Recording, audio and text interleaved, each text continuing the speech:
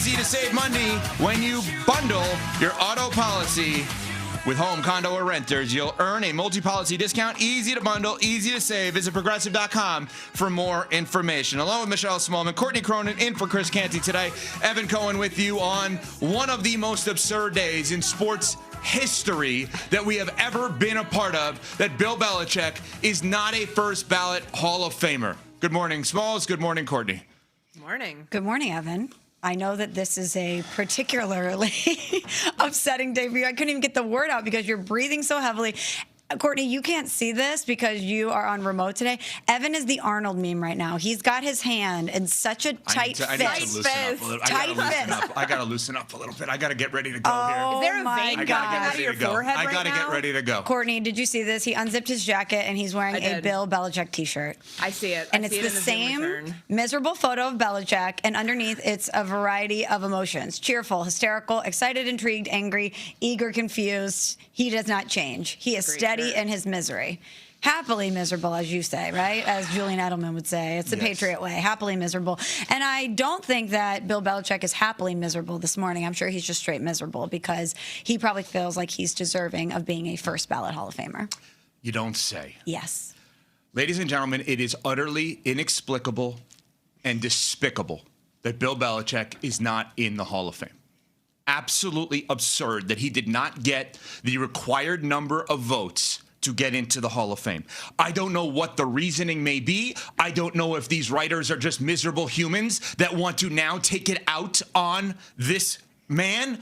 He is the most accomplished person in the history of the National Football League. He has won 6 Super Bowls as a head coach, 2 as a coordinator. He is the best general manager to ever live. He's the best head coach to ever live. His fingerprints are all over this Super Bowl this year because of all of the people that he selected for this New England Patriots team, and there has never been a coach better than him. 100 wins, 3 Super Bowl appearances, and 2 Super Bowl wins after his second alleged scandal with the Deflategate. And if you want to say out there that the reason that Belichick is not in is because of Spygate and or Deflategate, then guess what? Tom Brady cannot get in the Hall of Fame. Tom Brady cannot get in the Hall of Fame. Robert Kraft cannot get in the Hall of Fame. And Bill Polian needs to be taken out of the Hall of Fame because of the fact that Bill Polian, general manager of the Colts, who's in the Hall of Fame, oversaw the Indianapolis Colts when they had their own quote-unquote cheating issue with pumping the crowd noise into the stadium that the league came down on them. So if we're going to play this game, I would have rather Belichick not even been eligible for the Hall of Fame like baseball players. Again, ridiculous to say that they're not in, but the same kind of thing. Then make him ineligible because he has this attached to him. This is utterly ridiculous. This is disgraceful. And it actually just makes the last 20 years of football embarrassing, because if you're a coach that gets into the Hall of Fame now, the first question you have to be asked, do you think you're better than Belichick? It's ridiculous. And all those writers, every one of them, even the writers that voted for Belichick, should have their votes stripped. They need to restart this process, hand the process over to Peter King or Jay Glazer or Adam Schefter and someone. Let them pick who's going to be in now moving forward in terms of the voters, because what they did shamed this unbelievable sport that this man dominated for 20 plus years. Okay, so I know you're very upset about this because you are a Bill Belichick truther, and I think he should have been in first ballot. He's going to get in. But I think he should have been in first ballot based on everything he's accomplished. The question then becomes, what more would he have to do in order for him to meet the requirements to be a first ballot Hall of Famer? And the answer is nothing. However, I think it is important to acknowledge that with Spygate specifically, other people's legacies and careers were altered because of that Super Bowl. And you can say alleged all you want. They were fined. He was fined. There were tapes. They had consequences for their actions. So with that one specifically, there's no alleged because there were consequences for videotaping the Rams walkthrough prior to the Super Bowl and gaining an advantage in that game. And if you talk to members of the greatest show on turf, they feel like that Super Bowl was robbed from them. Their dynasty was derailed and the Patriots started. All right, take it away from him then. Give the Super Bowl to the Rams right now. Is he a Super Bowl coach? Is he a Hall of Fame coach? And you say they were penalized. Yeah, so they were penalized. So now it's these miserable writers' job to penalize him again? So now it's their job. The NFL penalized him. And guess what the NFL did? Courtney, you know this because you covered the NFL closer than anyone. You know what the NFL did years later when they had their 100-year anniversary celebration, the 100 greatest players of all time? You know who they flew into L.A. to host with the great Rich Eisen, noon until 3 Eastern? Bill Belichick. So the guy that they basically kicked out for a minute, they brought back to host this big celebration for the 100 greatest players of all time. You're right. He was penalized for that by the league. He served a penalty. And now, Courtney, your peers, I'm not blaming you, the writers feel the need to now penalize him again? Are you freaking kidding me? Everybody keeps talking about the word that's thrown out, penance, and I didn't realize I was going to get some sort of Catholic biblical lesson from my CCD days that I just wasn't paying attention to back in the day with Pontius Pilate. That's like the first thing I think of here with the punishment element that we're hearing about from Bill Polian. But you're talking about what the writers are doing, the people who are ultimately responsible for voting him in. And it makes me think about the gatekeeping that exists across all levels of sports, particularly in the NFL, that this is the prime example of now, but we see this all the time. There's gatekeeping in the respects of the people who are allowed into the most prestigious Hall of Fame in sports. There's a reason. It's under 400 members. They want to keep it small. It's not like the NBA or the Basketball Hall of Fame that factors in all levels of which you've played or coached. It's just the NFL. They want to keep that number small. That's why there's only 50 people voting on this committee that are responsible for whether you're in, whether you're not. But this expands far beyond what we see in the Hall of Fame. We see this every day. It's being able to hold back coaches from interviews, blocking coaches from opportunities because you want to keep them on your staff. It's the information trickle-down effect in buildings that happen every single day where head coaches, quarterbacks often devise a game plan before other people on the staff figure out what that game plan is.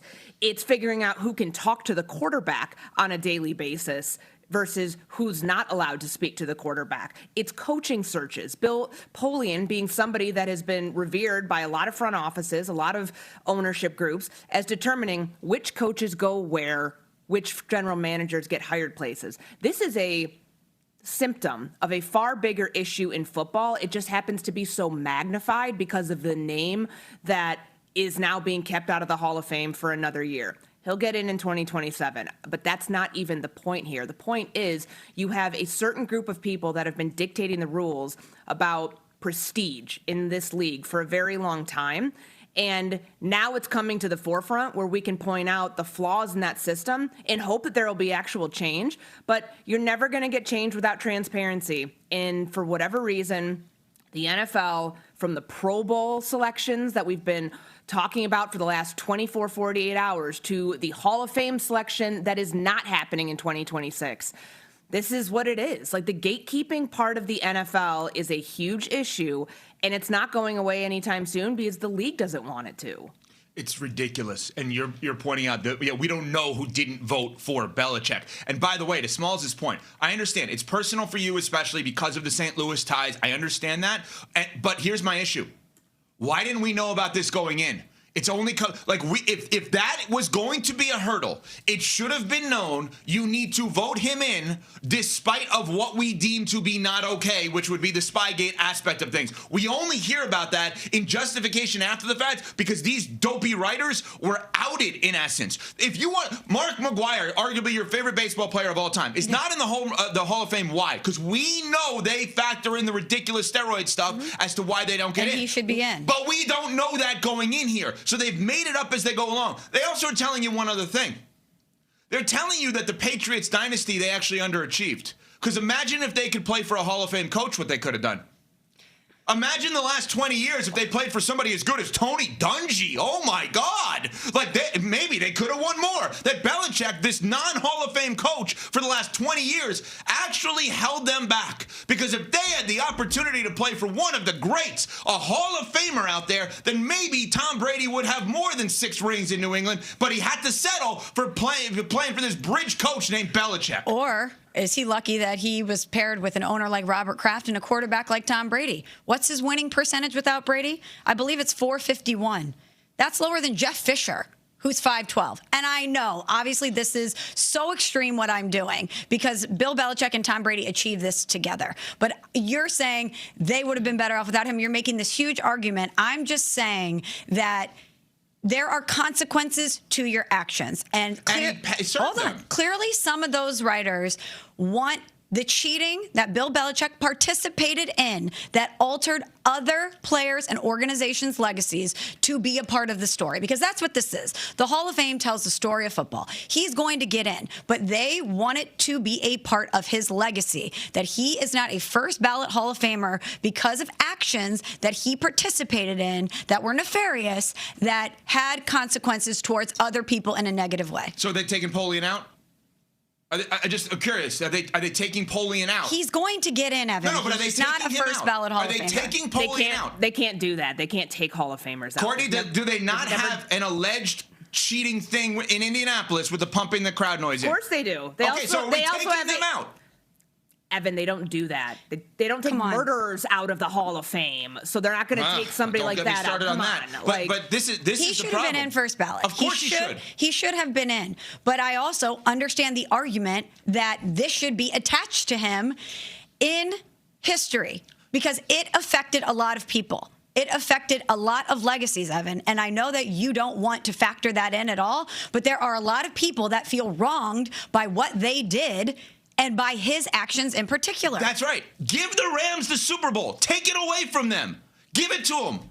Give the Rams the Super Bowl. He still has 5 more. You can't rewrite history, though, because what happens if they lose that Super Bowl? Does he stick with Tom Brady? Do the Patriots go on this run? You can't do that. You can't go back and relitigate it. But they fined him. Like, the thing is, there was punishment. There was penance, post-governance. Yes, he was fined. He was fined. They lost a first-round draft pick. Was that not enough? Because now we're determining what fair punishment is. Getting punished in real time versus getting punished after whenever your career wraps up. Now we're talking about what it means in the future, that you can get punished in the here and now. And also, by the way, if you're ever eligible for the Hall of Fame for all these incredible honors after your career's done, you're going to have to wait then too.